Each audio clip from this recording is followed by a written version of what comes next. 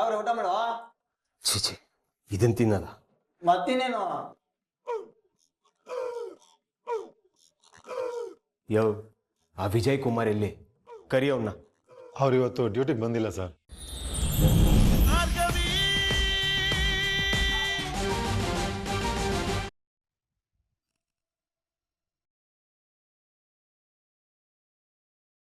ವಡಿ ವಡಿ ವಡಿ ವಡಿ ಡೋಲು ವಡಿ ತಕದಿಮಿ ಎರಡೇಟು ತಂಪೆ ಬಡಿ ಯಂಗಾನ ಬೀಳಲಿ ಸ್ಟೆಪ್ಪುಗಳು ದಿಕ್ಕಾಪಾಲಾಗಲಿ ದಿಕ್ಕುಗಳು ವೇದಾನೆ ಇಲ್ಲ ಕಣೋ ಎಲ್ಲ ಒಂದೇ ಕಣಣ್ಣೆ.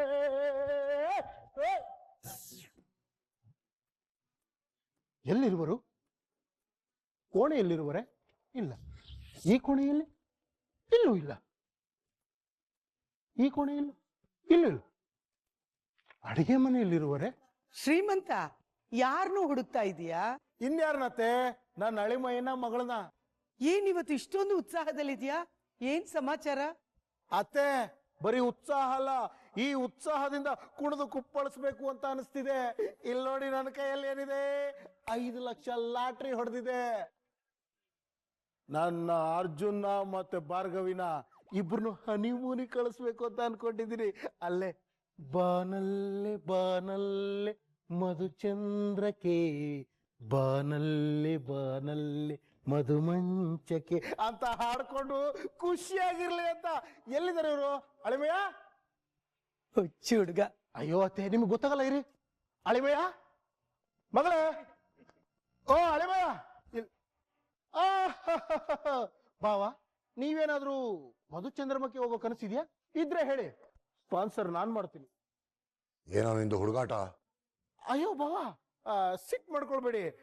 ನೋಡಿ, ಆ ಥರದ್ದೇನಾದ್ರೂ ನಿಮ್ಗೆ ಕನಸಿದ್ರೆ ಹೇಳಿ, ನಾನು ಕಳಿಸ್ಕೊಡ್ತೀನಿ. ಯಾಕೆಂದ್ರೆ ಈ ಶ್ರೀಮಂತನ ಹತ್ರ ಶ್ರೀಮಂತಿಕೆ ಆಗೋ ಒಂದು ಲಾಟ್ರಿ ಹೊಡೆದಿದೆ. ಅದೃಷ್ಟ ಅನ್ನೋದು ಸಾಲ್ಸ ಆಡ್ಕೊಂಡು ಭಾಗ್ಯಲಕ್ಷ್ಮಿ ನನ್ನ ಬಾಗಿಲು ತಟ್ಟಿದ ಟಕ್ ಟಕ್ ಟಕ್ ಅಂತ. ಕಮಾನ್ ಟೆಲ್ ಮಿ, ಅಂಥದ್ದೇನ್ ನಡೀತೋ? ನೋಡಿ ಬಾವ, ನನ್ನ ಹೆಸರಿಗೆ 5 ಲಕ್ಷ ಲಾಟ್ರಿ ಹೊಡೆದಿದೆ.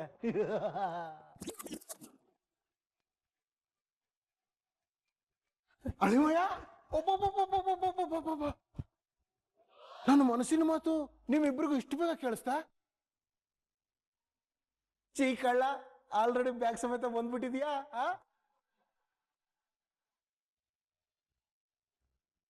ಏನ್ ಹೇಳ್ತಿದ್ಯಾ ಮಾವ? ಹೇ ಅಳಿಮಯ್ಯ, ಇಲ್ಲಿ ನೋಡು, 5 ಲಕ್ಷ ಲಾಟ್ರಿ ಹೊಡೆದಿದೆ. ಇದೇ ಖುಷಿಗೆ ನೀವಿಬ್ರು ದೂರ ಲಕ್ಷದ್ವೀಪಕ್ಕೆ ಹನಿಮೂನಿಗೆ ಹೋಗ್ಲಿ ಅಂತ ಯಾವ ನೋಡಿದ್ರು ಕೇಸು ಕೇಸು ಅಂತ ಸುಸ್ತಾಗಿರ್ತೀರ. ಈಗ ಜಾಲಿಯಾಗಿ ಹನಿಮೂನಿಗೆ ಹೋಗಿ ಬನ್ನಿ.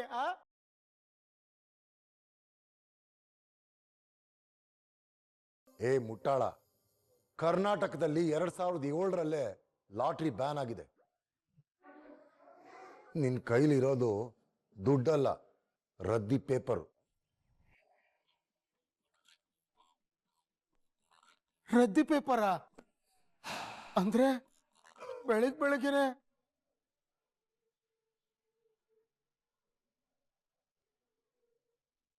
ಅರ್ಜುನ್, ನೀವಿಬ್ರು ಏನೋ ಟ್ರಿಪ್ ಹೊರಟಿರೋ ಹಾಗಿದೆ.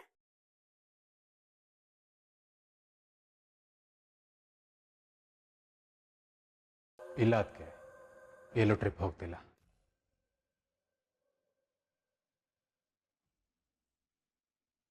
ಮತ್ತೆ ಇಷ್ಟು ದೊಡ್ಡ ದೊಡ್ಡ ಲಗೇಜ್ ತಂದಿದ್ದೀರಾ?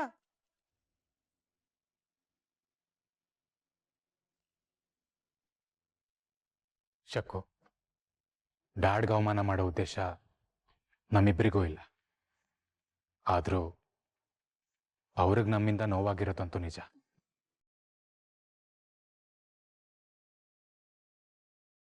ಅದಕ್ಕೆ ನಾನು ಭಾರ್ಗವಿ ಒಂದು ನಿರ್ಧಾರಕ್ಕೆ ಬಂದಿದ್ದೀವಿ.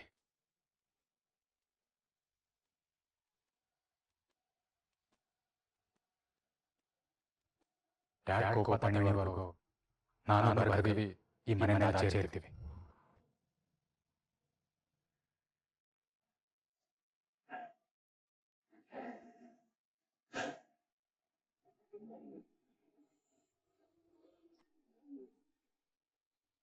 ಮನೆ ಬಿಟ್ಟು ಎಲ್ಲಿಗೆ ಹೋಗ್ತಿರೋ? ಇದು ನಿನ್ನ ಮನೆ ಕಣೋ. ಭಾರ್ಗವಿ, ನೀನಾದ್ರೂ ಹೇಳಮ್ಮ, ಇದು ನಿನ್ ಮನೆನೂ ಅಲ್ವಾ? ಅಜ್ಜಿ, ನಾನು ಹಾಗೆ ಅನ್ಕೊಂಡು ವಾಪಸ್ ಬಂದಿದ್ದೆ.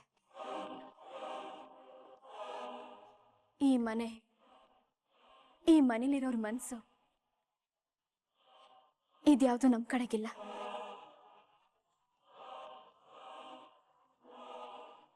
ಸುಮ್ನೆ ಕಣ್ಣಿಗೆ ಕೆಂಡ ಆಗಿ ಮನ್ಸಿಗೆ ಮುಳ್ಳಾಗಿರೋ ಬದಲು ಸ್ವಲ್ಪ ದಿನದ ಮಟ್ಟಿಗೆ ನಾವು ದೂರ ಇರೋಣ ಅಂತ ನಿರ್ಧಾರ ಮಾಡಿದ್ದೀವಿ ಅಜ್ಜಿ.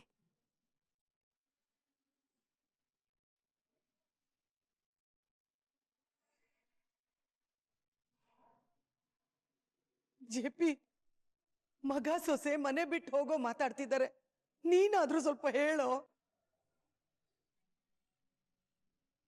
ಕೋರ್ಟ್ ವಿಚಾರನ ಕೋರ್ಟಲ್ಲಿ ಬಿಟ್ಬಿಡು. ಇದು ನಮ್ಮನೆ ಮಕ್ಕಳ ವಿಚಾರ ಕಣೋ, ಅವ್ರ ಜೀವನದ ವಿಚಾರ ಕಣೋ. ಸ್ವಲ್ಪ ಯೋಚನೆ ಮಾಡಿ ಮಾತಾಡೋ.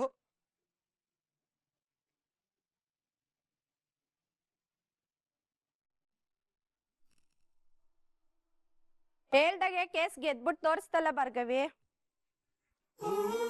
ಬರೀ ಕೇಸ್ ಗೆಲ್ಲದಲ್ಲ, ಈ ಮನೆ ಮಗಳ ತರ ಇದ್ಲಲ್ಲ ಸಂಧ್ಯಾ, ಅವಳಿಗೆ ನ್ಯಾಯ ಕೊಡ್ಸಿದಾಳೆ. ನೀನು ಈ ವಟಾರದವಳು ಅಂತ ಹೇಳ್ಕೊಳಕ್ಕೆ ನಮ್ಗೆ ಹೆಮ್ಮೆ. ಭಾರ್ಗವಿ, ಹೆಣ್ಮಕ್ಳು ಅಂದ್ರೆ ನಿನ್ನಾಗಿರ್ಬೇಕು. ನನ್ ಮಗಳಿಗೆ ಈ ವಟಾರದಲ್ಲಿರೋ ಹೆಣ್ಮಕ್ಳಿಗೆಲ್ಲ ನೀನೇ ಸ್ಫೂರ್ತಿ.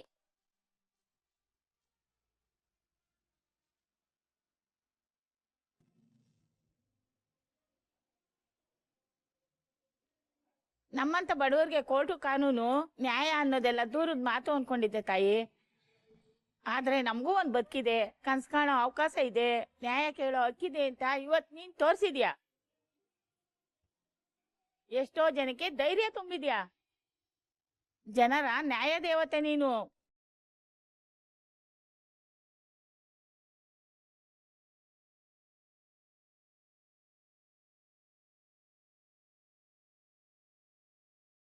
ನ್ಯಾಯ ದೇವತೆ ಭಾರ್ಗವಿಗೆ, ನ್ಯಾಯ ದೇವತೆ ಭಾರ್ಗವಿಗೆ, ನ್ಯಾಯ ದೇವತೆ ಭಾರ್ಗವಿಗೆ, ನ್ಯಾಯ ದೇವತೆ ಭಾರ್ಗವಿಗೆ.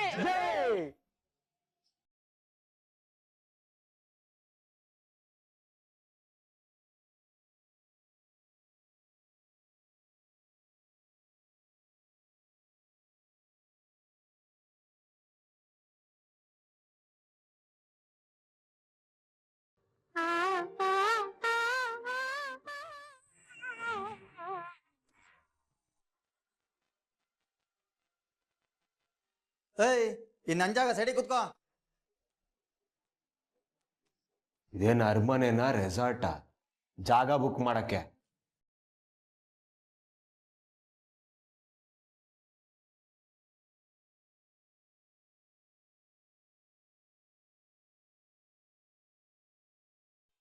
ಗುರು, ಒಂದ್ಸರಿ ಒಳಗಡೆ ಬಂದು ಲಾಕಾದ್ರೆ ಮುಗೀತು. ಸೆರೆಮನೆನೇ ಅರಮನೆ ಅನ್ಕೊಂಡ್ ಬದುಕ್ಬೇಕು. ಏನ್ MLA MP ಮಗನ್ ತರ ಆಡ್ತಾ ಇದ್ಯಾ? ಹುಟ್ಟಿದ ತಕ್ಷಣ ಚಿನ್ನಿಸ್ಕೊಂಡು ಬಾಯ್ಲ್ ಇಟ್ಕೊಂಡು ಹುಟ್ಬಿಟ್ಟಿದ್ಯಾ? MLA ಮಗನೇ, ಆದ್ರೆ ಅದರಿಂದ 3 ಕಾಸಿನ ಉಪಯೋಗನೂ ಇಲ್ಲ. ಏ ತೊಳ್ರ.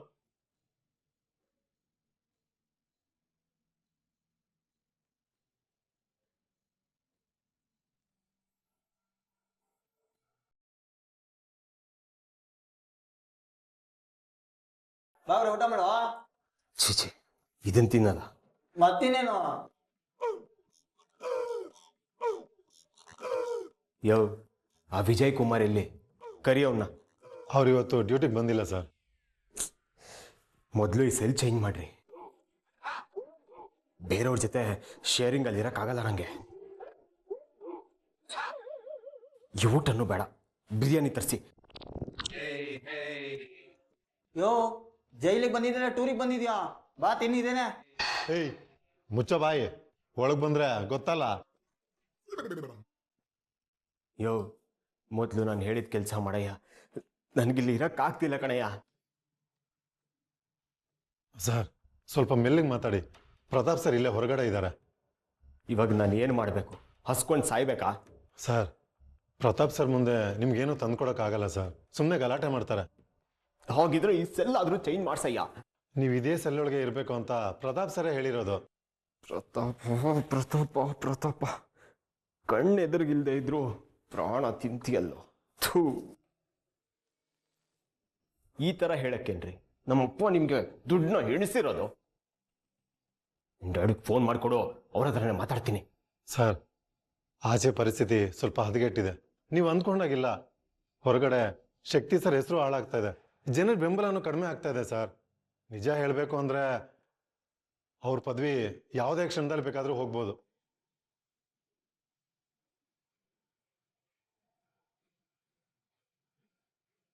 ಇಂಥ ಟೈಮಲ್ಲಿ ಏನಾದರೂ ನಿಮ್ಮ ಫೋನ್ ಕಾಲ್ ರೆಕಾರ್ಡ್ ಏನಾದರೂ ಸಿಗ್ಬಿಟ್ರೆ ನ್ಯೂಸಲ್ಲಿ ನಿಮ್ಮದೇ ಮಾತು ರಿಪೀಟ್ ಹಾಕಿ ಹಾಕಿ ರುಬ್ಬಾಕ್ತಾರೆ ಸರ್. ಹಾಗಂತ 3 ತಿಂಗಳು ಬಾಯಿ ಮುಚ್ಕೊಂಡು ಇಲ್ಲಿ ಇರಕ್ಕಾಗತ್ತಾ? ಅದೊಂದೇ ದಾರಿ ಉಳಿದಿರೋದು ಸರ್. ಬರೀ 3 ತಿಂಗಳು ಹೀಗೆ ಬಂದ ಹಾಗೆ ಹೊರಟೋಗುತ್ತೆ.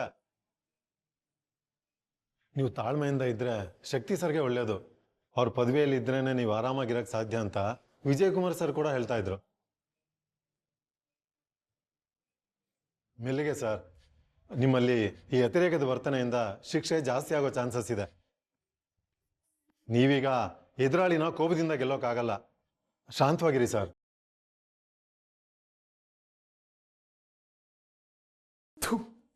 ಬೈಕ್ ಮಣ್ಣಾಕ ನಂದು ಒಂದು ಜೀವನ.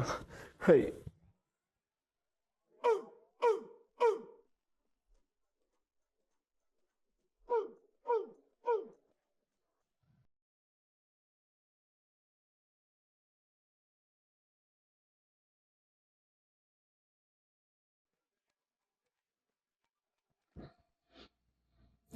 ಏನ್ ನೋಡ್ತಾ ಇದ್ದೀನೋ?